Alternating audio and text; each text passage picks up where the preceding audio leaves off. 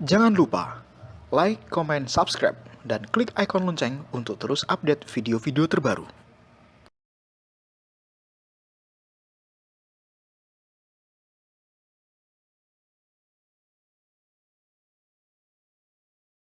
Assalamualaikum warahmatullahi wabarakatuh. Wahai sahabatku, semoga sahabatku dalam kondisi sehat walafiat di bawah lindungan dari Allah Subhanahu wa taala.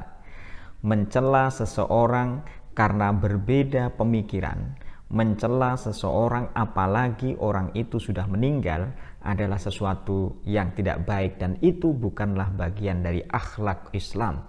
Karena mencela orang lain adalah fusukun, adalah tindakan fasik. Apalagi yang dicela itu adalah orang yang banyak disaksikan oleh umat Islam lainnya sebagai orang yang baik. Memang pemikiran seseorang itu memang tidak semuanya orang sepakat. Setiap orang yang mengeluarkan gagasan itu ada yang pro dengan ada yang kontra. Jadi termasuk pemikiran Gus Dur. Pemikiran Gus Dur pun ada yang pro, ada yang kontra. Yang pro maka dia setuju dengan pemikiran-pemikiran dari Gus Dur. Yang pro ini tentu tidak boleh bersifat taklid, tetapi yang pro ini adalah memahami argumentasi dari Abdurrahman Wahid yang bersifat epistemologis.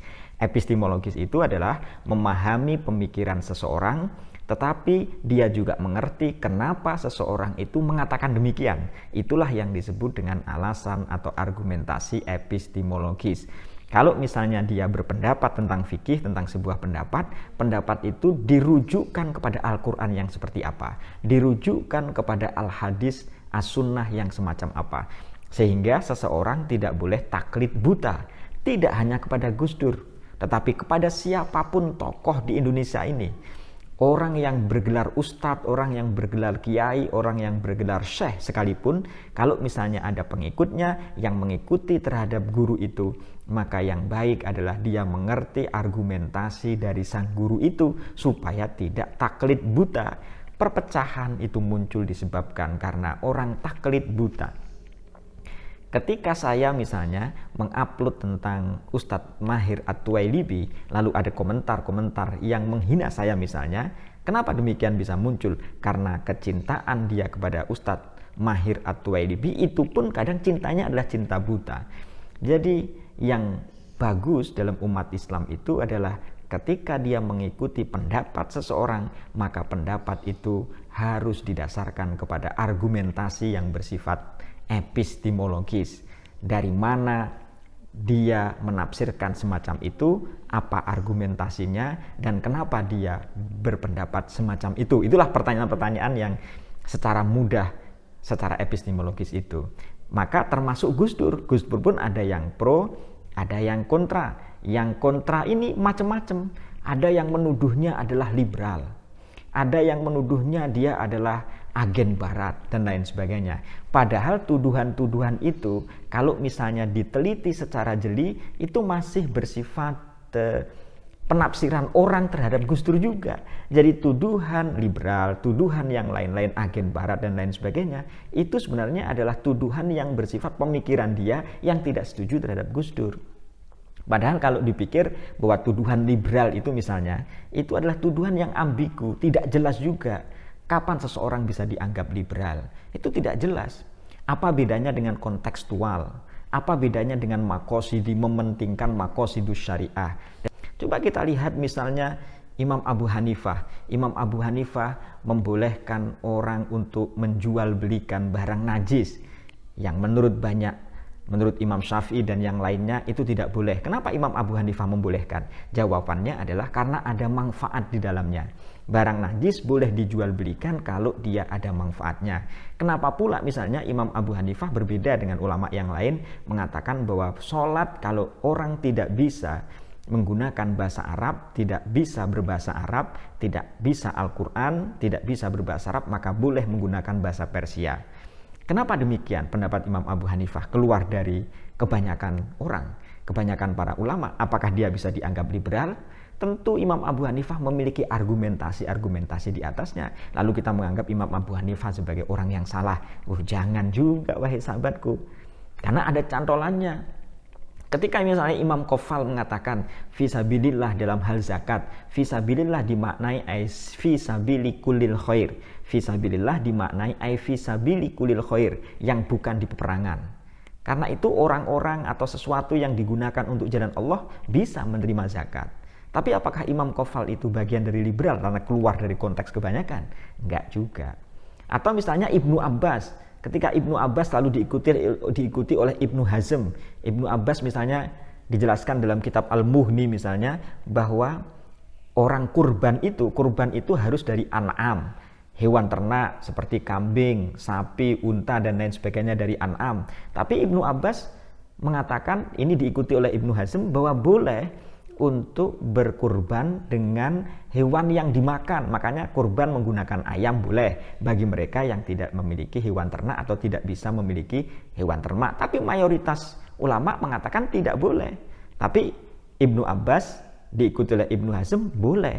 Tapi apakah Ibnu Abbas itu dianggap sebagai liberal? Tidak juga. Jadi definisi liberal itu masih dipertanyakan.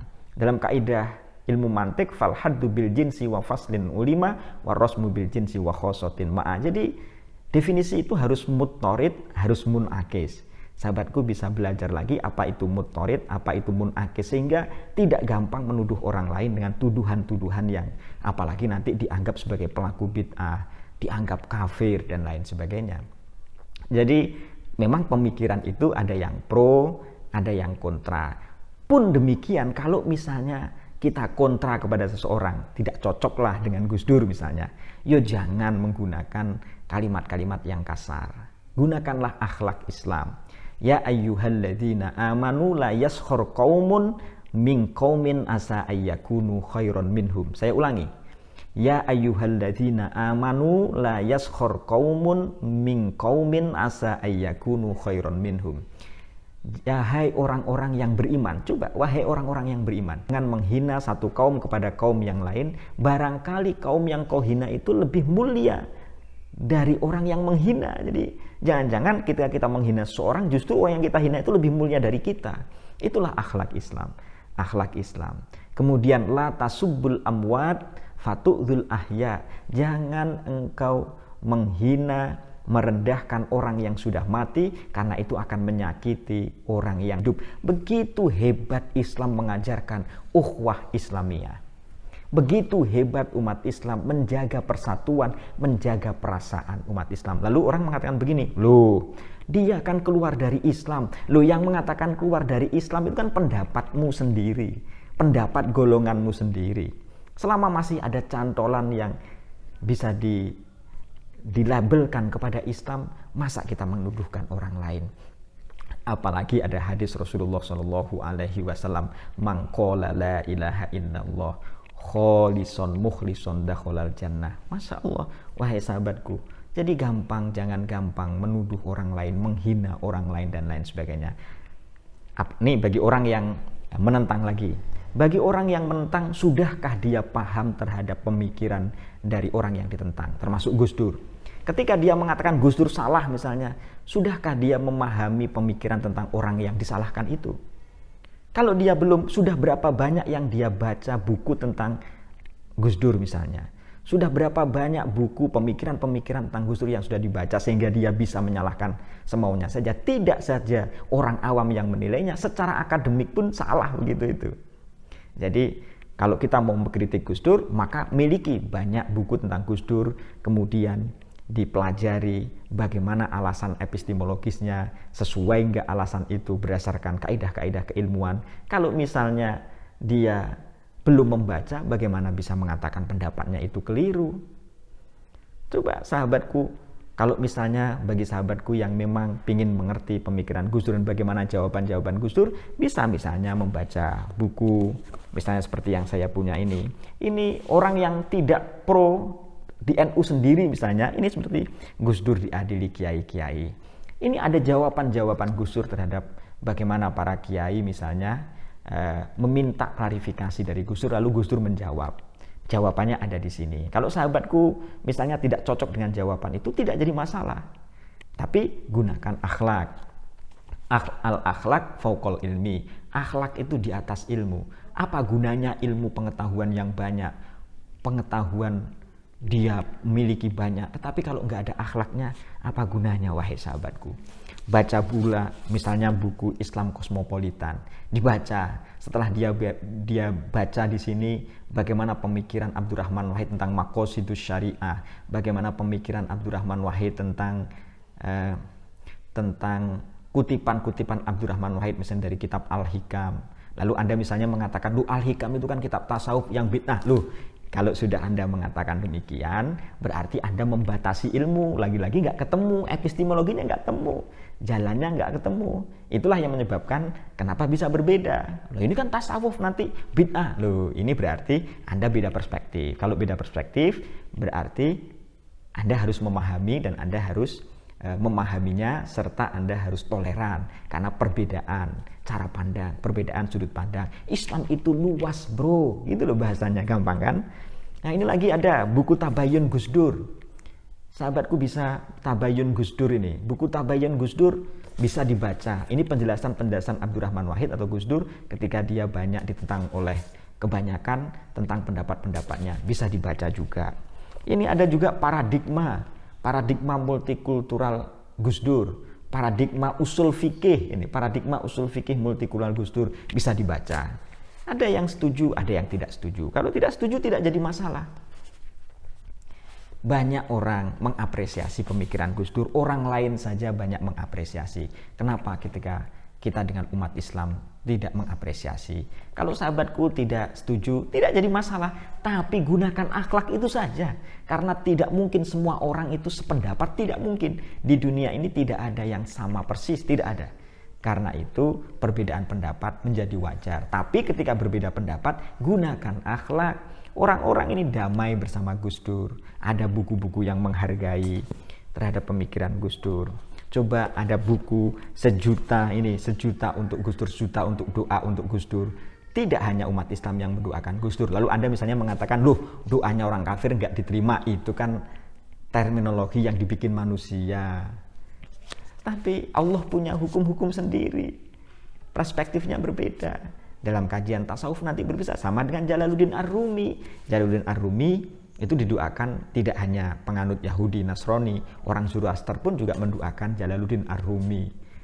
Lalu mengatakan, wah itu kan nanti tasawuf, kemudian orang bukan Islam tidak diterima doanya. Nanti perspektifnya berbeda lagi. Kalau memang hati kita ini sudah tertutup, wahai sahabatku, karena perbedaan, maka seringkali ketika saya misalnya mengatakan buku-buku itu, lalu dia komentarnya begini, itu buku sesat itu. Kebanyakan buku jadi mabuk. Itu komentar-komentarnya jadi aneh juga. Ya maklum, orang kalau sudah tidak setuju itu menutup semuanya. Bencilah kau kepada orang yang kau benci, tapi sedang-sedang saja. Karena barangkali engkau akan mencintainya. Dan cintailah orang yang engkau cintai itu sedang-sedang saja. Karena bisa mungkin engkau akan membencinya. Kalau orang lain saja dari agama lain saja menghargai, masa kita tidak bisa menghargai? Ini misteri kata-kata. Wahai sahabatku, ini adalah Gus Dur misalnya mengaji Qatrun Nada, kitab Nahwu, lalu ditulis oleh salah satu muridnya. Ketika Qatrun Nada bicara tentang kata-kata. Ketika kata-kata itu memang ada yang kata-kata, ada tasawur, ada tasdik dalam kajian ilmu mantik. Tasawur dia harus paham tasawurnya kayak apa, lalu hubungan dengan yang lain tasdiknya kayak apa. Antara munasabah antara satu perkataan dengan perkataan yang lain itu kayak apa.